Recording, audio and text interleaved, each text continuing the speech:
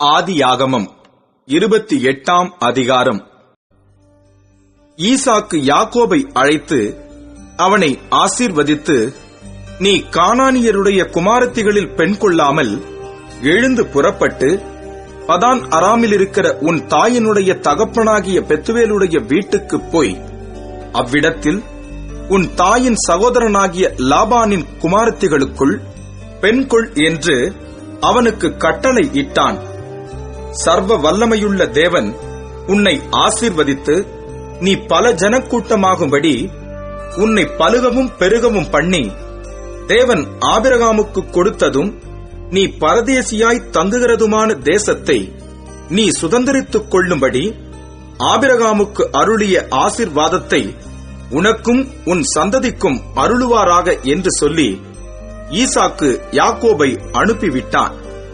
அப்பொழுது அவன் பதான் அராமிலிருக்கும் சீரியா தேசத்தானாகிய பெத்துவேலுடைய குமாரனும் தனக்கும் ஏசாவுக்கும் தாயாகிய ரெபெக்காளின் சகோதரனுமான லாபானிடத்துக்கு போக புறப்பட்டான்.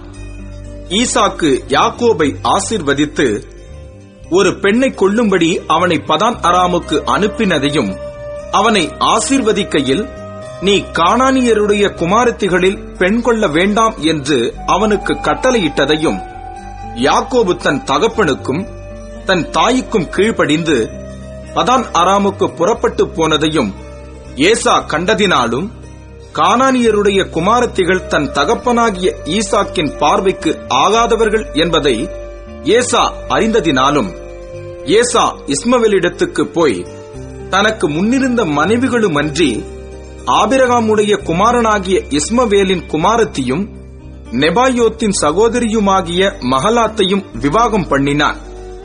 யாக்கோபு பெயர்செபாவை விட்டு புறப்பட்டு ஆரானுக்கு போக பிரயாணம் பண்ணி ஒரு இடத்திலே வந்து சூரியன் அஸ்தமித்தபடியினால் அங்கே ராத்தங்கி அவ்விடத்து கற்களில் ஒன்றை எடுத்து தன் தலையின் கீழ் வைத்து அங்கே நித்திரை செய்யும்படி படுத்துக் கொண்டான். அங்கே அவன் ஒரு சொப்பனங்கண்டான். இதோ, ஒரு ஏணி பூமியிலே வைக்கப்பட்டிருந்தது. அதன் நுனி வானத்தை எட்டியிருந்தது. அதிலே தேவ தூதர் ஏறுகிறவர்களும் இறங்குகிறவர்களுமாய் இருந்தார்கள். அதற்கு மேலாக கர்த்தர் நின்று, நான் உன் தகப்பனாகிய ஆபிரகாமின் தேவனும் ஈசாக்கின் தேவனுமாகிய கர்த்தர். நீ படுத்திருக்கிற பூமியை உனக்கும் உன் சந்ததிக்கும் தருவேன். உன் சந்ததி பூமியின் தூளை போலிருக்கும். நீ மேற்கேயும் கிழக்கேயும் வடக்கேயும் தெற்கேயும் பரம்புவாய். உனக்குள்ளும் உன் சந்ததிக்குள்ளும் பூமியின் வம்சங்களெல்லாம் ஆசீர்வதிக்கப்படும். நான் உன்னோடே இருந்து நீ போகிற இடத்திலெல்லாம் உன்னை காத்து இந்த தேசத்துக்கு உன்னை திரும்பி வர பண்ணுவேன். நான் உனக்கு சொன்னதை செய்யும் அளவும் உன்னை கைவிடுவதில்லை என்றார்.